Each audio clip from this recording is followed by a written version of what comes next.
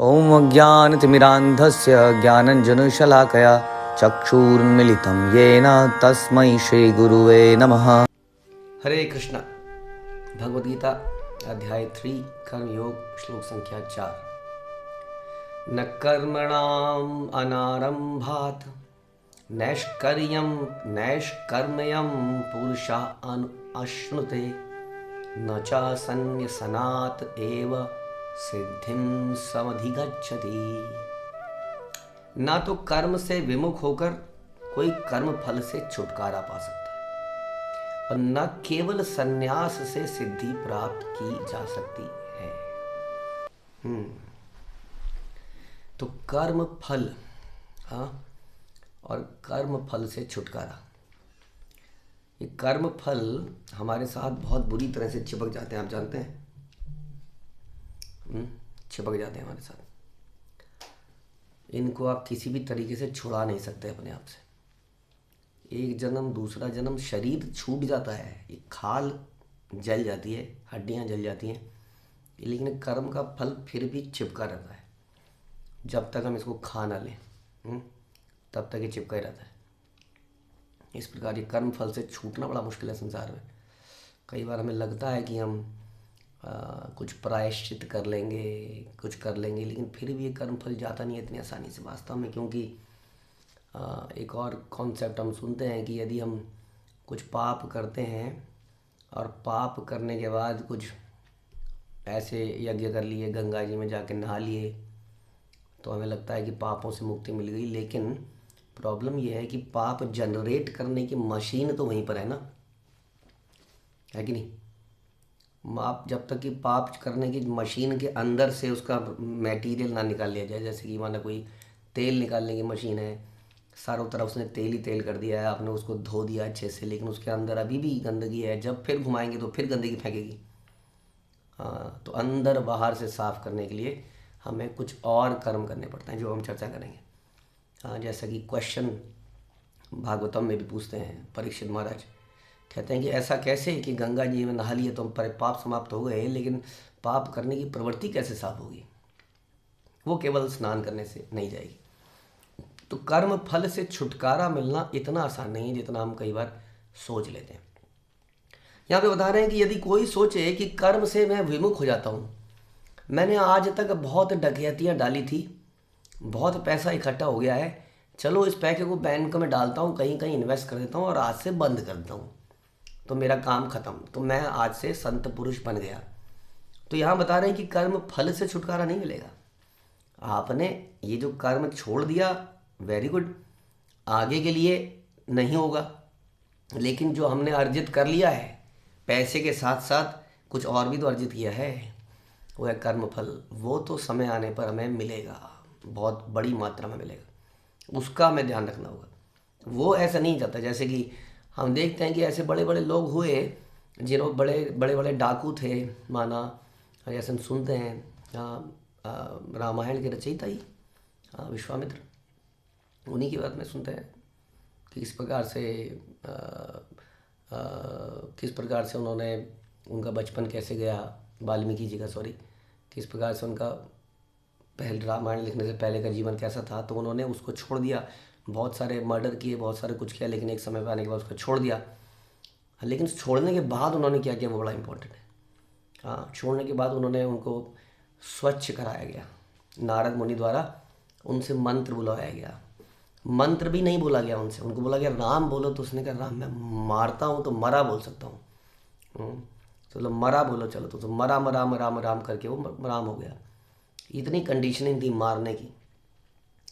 तो इस प्रकार से उन्होंने राम राम राम राम करते करते करते करते उनके अंदर शुद्धि हुई, तपस्या करी, अपने आप को शुद्ध किया, फिर उस महान ग्रंथ को लिखा। उसी तरह से हम कई और भी एग्जाम्पल सुनते हैं। हम सुनते हैं जगाई मताई चैतन्य चरितामृत में देवर सबसे बड़े गुंडे, बदमाश, मर्डरर, कोई संसार का ऐसा पाप नहीं था जो उन्होंने नहीं किया था। और उन्होंने भी सोचा एक समय के बाद अब हम पाप नहीं करेंगे। तो जब पाप नहीं करेंगे तो वहीं पर गाड़ी समाप्त नहीं हो जाती है, उसके बाद हमें कुछ और भी करना। हम सब भी अपने जीवन में जाने कितने पाप ऑलरेडी करके आए हैं इस जन्म में और पिछले जन्मों में, जिसके कर्म फल चिपके हुए हैं और वो समय समय पर हमें मिलते रहते हैं। वो इतनी आसानी से नहीं जाएंगे हम जैसे सोच रहे हैं। अब तो हमने बंद कर दिया ना। जितना बड़ा हमने किया था कारनामा, उतना ही बड़ा कारनामा आगे करना पड़ेगा, जो कि केवल प्रायश्चित नहीं होगा जैसे कि गंगा में स्नान करना। उसके लिए सुखदेव गोस्वामी भी बताते हैं कि हमें भक्तिमय कार्य करने पड़ेंगे, डिवोशनल एक्टिविटीज़, डिवोशनल ऑस्टेरिटीज़, भगवान के नामों का अहरनिश जप, अधिक से अधिक जप, बहुत चीज़ें हैं उसमें, अधिक से अधिक श्रवण, अधिक से अधिक कीर्तन, अधिक से अधिक सेवा, इन चीज़ों में निरंतर अपने आप को लगाना पड़ेगा। जितना ज़्यादा मात्रा में लगाएंगे, ये कर्म फल को जड़ से काटने की कैपेसिटी रखता है। ना तो केवल फल को ख़त्म कर देता है, हमारे रिएक्शंस को, बल्कि उस समूल, उस जड़ को उखाड़ देता है, जो उस पापों को बार बार जन्म देता है हमारे अंदर से। हमारी जो प्रवृत्तियां हैं, हमारी जो कंडीशनिंग है, ये उसको अंदर से धो डालता है। मशीन की सफाई अंदर से हो जाती है। हाँ, इस प्रकार से उस प्रकार के विचार आने धीरे धीरे बंद हो जाते हैं। धीरे धीरे, शनि शनि होता है, एकदम से नहीं हो पाएगी सफाई। ये सफाई धीरे धीरे होती है, क्योंकि एब्जॉर्ब कर चुका है हमारा शरीर। हाँ, उस चेतना को एब्जॉर्ब कर चुका है ना। कपड़े के अंदर रंग कई बार घुस जाता है, बहुत धीरे धीरे उतरता है, एक बार, दो बार, कई बार धुलाई करके। तो जगाई मदाई ने भी इस प्रकार से उसके बाद क्या किया, जगाई मदाई ने घाट को साफ किया। उनको बोला कि गंगा जी में कई सारे भक्त लोग आते हैं, आप इस घाट की मरम्मत कीजिए, घाट को बनाइए, इसको साफ़ सुथरा रखिए। तो उन्होंने वो शुरू किया, लेकिन इतना आसान नहीं है जैसे प्रायश्चित करने। लोगों ने उन्हें मारना शुरू किया, पत्थर, यही है ना गुंडे बदमाश, यही है गुंडे बदमाश, बड़े संत बनते हैं, मारो इनको। तो जगाई मदाई ने उस मार को सहन किया, जो कभी पहले खाई नहीं थी जब वो गुंडे थे। आज वो जब संत बन रहे हैं तब मार पड़ी है, लेकिन वो अपने कर्म फल सोच कर उसको सहन कर रहे हैं और घाट की सफाई करते जा रहे हैं इस प्रकार से। हाँ, तो यहाँ बताने का मतलब है कि कोई अगर ये कहे कि मैं कर्म ही नहीं करता तो सारी हो गया, काम ही खत्म। कर्म करूँगा तो फल आएगा, अच्छा या बुरा, मुझे बार बार पैदा होना पड़ेगा। तो मैं कर्म ही नहीं करता, ऐसे वो विमुक्त है। एक तो पुराने कर्मों का फल कैसे जाएगा भाई। दूसरा, भगवान गीता में कई जगह बोलते हैं कि कोई भी कर्म किए बिना रह ही नहीं सकता है। ये तो हमारा नेचर है, we are active, soul is active, soul चेतना है, चेतना मीन्स एक्टिविटी, एक्टिव। हम बिना कर्म करे रह ही नहीं सकते। दूसरा, हमारे पुराने कर्मों का क्या होगा। तो दोनों ही सॉल्यूशन क्या है, दोनों ही चीज़ों से निकलने का, कि हम कर्म अवश्य करें, लेकिन भगवान के लिए कर्म करें, जो कि पुराने कर्मों के फल को भी नाश करेगा, मेरी अभी की कर्म करने की टेंडेंसी को भी सेटिस्फाई कर देगा। कुछ तो करना ही है, तो समय बिताने के लिए करना ही कुछ काम, चलो लेते हैं हरि का नाम। तो कुछ तो हम करेंगे ही, नहीं तो कुछ और करेंगे, गाने गाएंगे नहीं तो इस प्रकार से विमुख होने पर कोई कर्म फल से छुटकारा नहीं पा पाएगा। दूसरा, और न केवल सन्यास से सिद्धि की प्राप्त हो जाएगी। लोग सोचते हैं कि सन्यास जो है चरम अवस्था है, सिद्धि है। ऐसे ही मायावादी सन्यासी तो यही सोचता है। वो सोचता है कि एक बार जो सन्यासी बन गया, वो क्या बन गया, नारायण हो गया, वो नारायण बन गया। इसलिए बोलते हैं नमो नारायण, एक दूसरे को बोलते हैं सन्यासी लोग आपस में, नारायण, अब हम नारायण बन चुके हैं क्योंकि हम सन्यास ले लिया है। तो यहाँ पर तो भगवान बता रहे हैं कि सन्यास से सिद्धि प्राप्त नहीं होती है। Siddhi is top most level, right. वो चरम अवस्था है। उस चरम अवस्था में प्राप्त करने के लिए सन्यास कैन बी अ सीढ़ी। बस उस सन्यास से कहीं पर पहुंचना है, वो सिद्धि प्राप्त करनी है। वो सिद्धि क्या है, वो सिद्धि वही है जो अष्टांग योग की सिद्धि है। अष्टांग योग की क्या सिद्धि है, जो भी यम नियम आसन प्राणायाम ध्यान धारणा करते करते हम कहाँ पहुँचते हैं, समाधि पर पहुँचते हैं। हाँ, समाधि। उस समाधि को किसकी समाधि है वो समाधि है भगवान की, जिस पे कि सभी समस्त देवता भी जिसका ध्यान लगाते हैं। सदा पश्यन्ति सूर्या,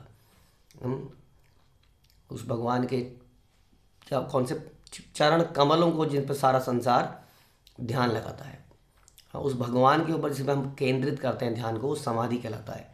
तो भगवान का प्रेम, भगवान का ध्यान, उनका चिंतन, उनका श्रवण निरंतर, ये समाधि का, ये है समाधि। इस चीज़ के अंदर समाधि।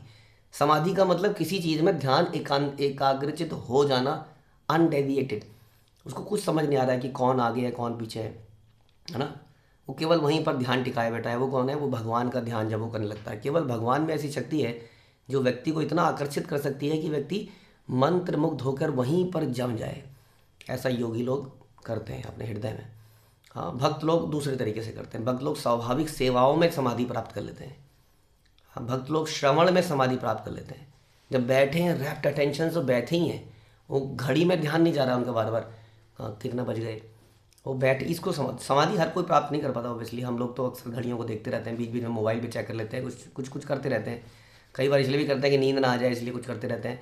तो बिकॉज हम समाधि की अवस्था पे नहीं पहुँचे। जब हम बैठें और हमारा मंत्र मुग्ध हो जाए श्रवण करने में ही, तो हम समाधि में आ गए। तो हम लोगों की समाधि की स्थिति कौन सी है?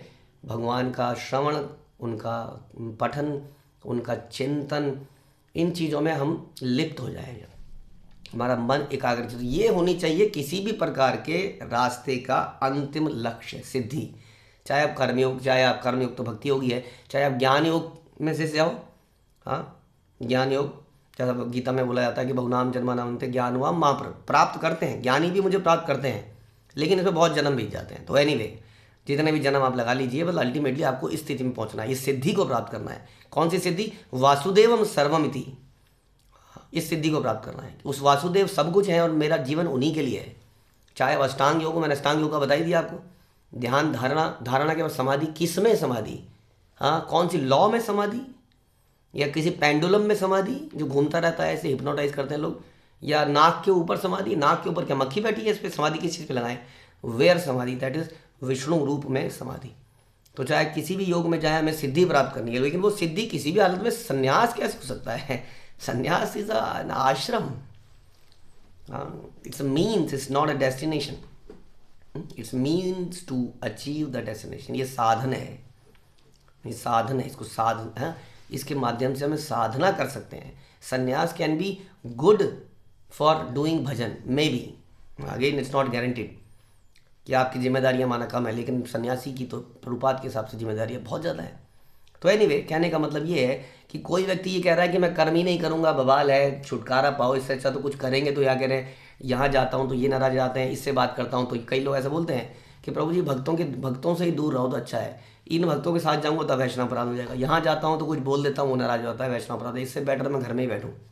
तो वही बता रहे हैं प्रभुपाद यहाँ पर कि कर्म से भागने से, वैष्णवों के भागने से काम नहीं चलेगा।